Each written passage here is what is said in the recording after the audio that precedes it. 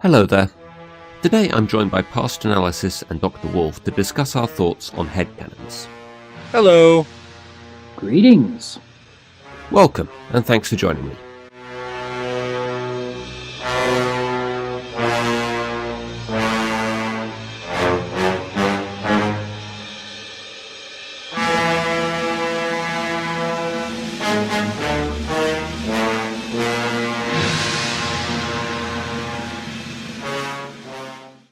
For a while now, people have been attempting to explain things in the show that don't make sense with what are essentially headcanons.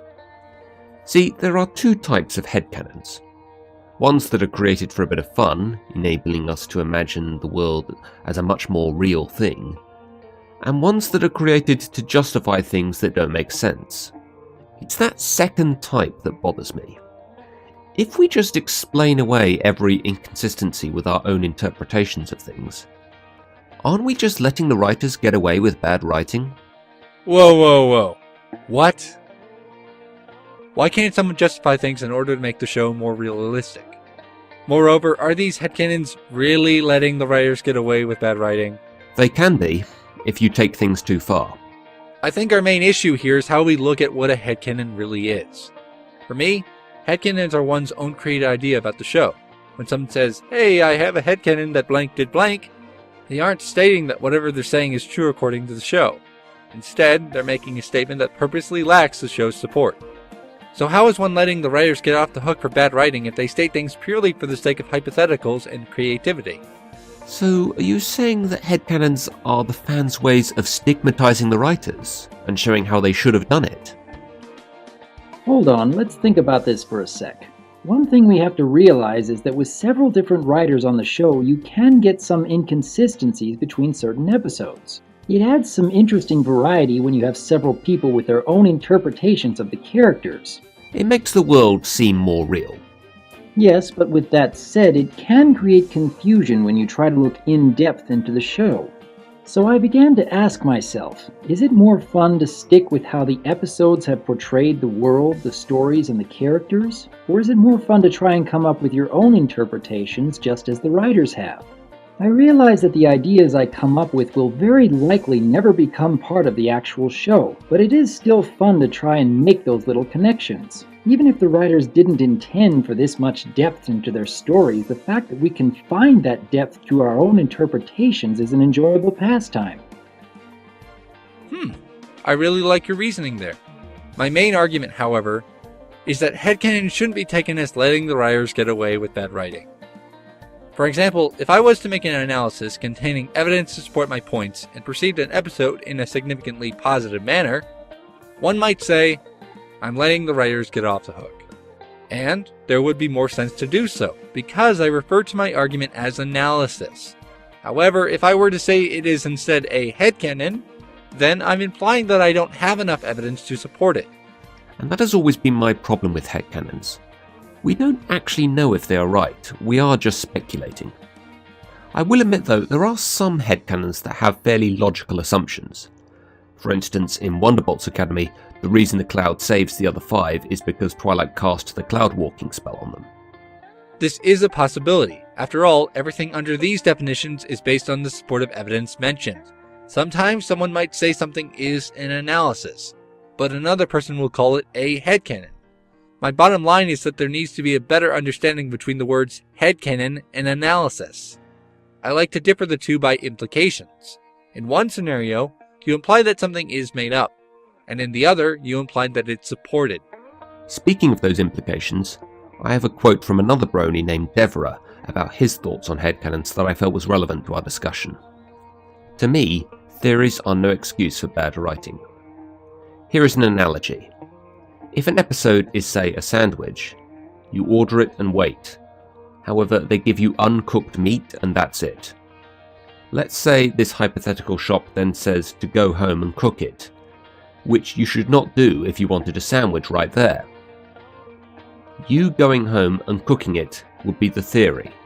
It's essentially you trying to fill the plot holes.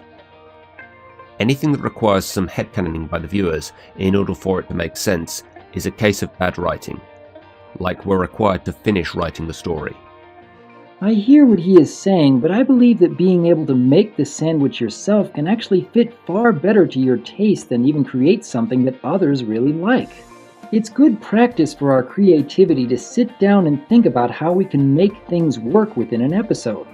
Yeah, to build on this analogy, you might not like the way I make a sandwich, and I might not like the way you make them.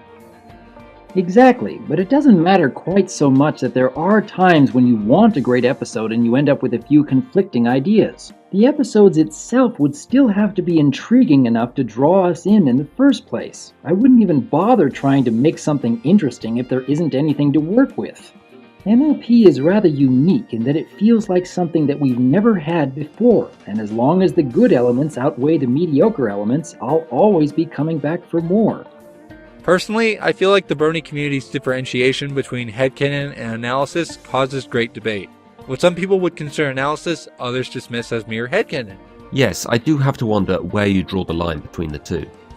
Well, I think the differentiation I previously mentioned would help to quell some of the misunderstandings between these people. Of course, there may be times where people take their headcanons a bit too seriously, and there will also be crossover between what we want to believe and what we believe based off evidence. But these definitions shouldn't cause silly arguments. Under these definitions, I think people would better understand why headcanons are constructed, instead of fighting about their validity. Glad you mentioned that, Past. Deborah has an additional quote quite pertinent to your argument. There's also headcanons about speculation and other things which fall into multiple categories. True until proven otherwise, false until proven otherwise. There are also headcanons that are universal, like theories as to why ponies can pick things up with their hooves. Cartoon logic, essentially. But it seems the general consensus is that ponies pick things up with their magical fields that's invisible. There's also the fine line between logic and making excuses. I still like certain episodes more than others because of their execution, and the MLP staff can sometimes have a hit or miss when it comes to trying something new, but the world they have brought us is very rich in detail, which allows for a lot of exploration, and that's what I find so fun about it. I can make these little connections between certain stories and characters that the writers may not have thought of. Even better, other fans of the show can look at my interpretations and enjoy them, even if they aren't ever going to become part of the show. It's just fun. What do you think, Past Analysis? I agree. It's an exploration of creativity, and people can choose to believe whatever interpretations they want. Moreover, I think fighting the validity of other MLP interpretations is counterintuitive to learning others' opinion. After all, how can we find out why others believe what they believe if we're too concerned with the other person being wrong? Now that we've gotten some great discussion on the generalities of headcanon, I want to spark a discussion about something that has created quite a bit of headcanon and just flat out bugs me. What are your thoughts on Pumpkin Cake being able to use magic, considering she is just a baby? I get the sense that this was explained by Twilight and Rarity at the beginning of the episode, where a baby unicorn can sometimes have bursts of magic that come without warning. Rarity also mentioned back in the Cutie Mark Chronicles that unicorn magic doesn't happen without a reason. It's an intriguing concept. Pumpkin Cake desired to do certain things, and her horn obeyed. I get the sense that such a thing will not last. As she grows, that magic will go back down to normal levels, and she will be much like many other unicorns. Similar story with Pound Cake. Having such tiny wings and managing to drag Pinky around the house doesn't make much sense, but if Pegasi are able to fly due to an inherent, even unstable magic at that age, it could help to explain quite a bit. I've talked about how each of the pony races have their own inherent magics in one of my past videos. That is the kind of headcanon that I'm confused about.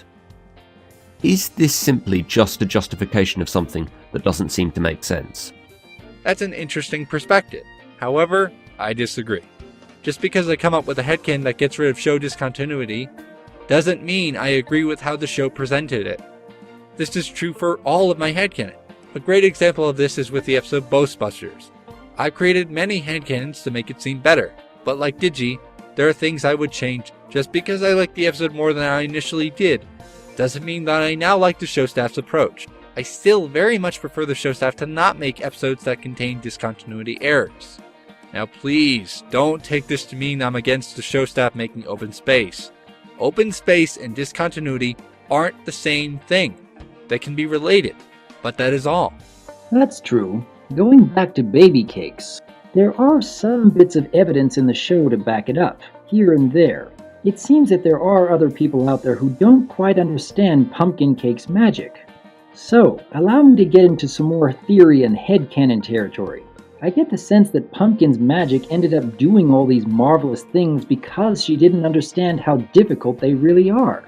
It's kind of like that scene in Empire Strikes Back between Yoda and Luke. You must unlearn what you have learned, only different in your mind. Pumpkin didn't know that she couldn't do something like phasing through objects. She just wanted something and her horn obeyed. How's that for a theory? Yeah, I do admire the way people can come up with stuff like this. It takes a lot of thought. I suck at coming up with headcanons myself. Maybe that's part of the reason that some headcanons rub you the wrong way? I'm just not sure it's right that we should use them as some sort of official justification for things that don't make sense. Official? Hardly. I'm always open to new ideas, and really it's all just for fun. I like many ideas and possibilities like that, but even though I was just explaining some inconsistencies with Pumpkin Cake, it was also just for fun. The fun headcanons are different. I have no issue with them. So, are you willing to admit that it doesn't make sense? Looking at the episode independent of the rest of the show, it actually makes sense. Looking at it considering what the rest of the show has presented, however, makes it start to look inconsistent. But if you start connecting certain elements here and there, it starts to make sense again. Like you said, seeing a baby unicorn and a baby Pegasus starting to do all these amazing things when other unicorns and Pegasi seem to be having difficulty accomplishing those same things could be inconsistent. But if you look deeper at some of the elements in the show, I can see some little connecting elements that start to explain those inconsistencies. To be honest, I love making headcanons that get rid of discontinuity. I actually prefer doing this over the headcanons Buck thinks are fun. Though there's nothing wrong with making either of these headcanons, they're just a form of creativity, and I think making negative stigmas towards either is absurd. If you don't like them, just ignore them. Well, thank you to the two of you for your contributions. I'm thankful you were able to better enlighten me on how best to use headcanons. I still have something of an issue with using them too excessively, but I can also see how they are useful, and I really do admire people's creativity in coming up with them. Maybe it's just a case of people caring a bit too much about everything that doesn't quite add up. Or maybe people just love to have fun coming up with them.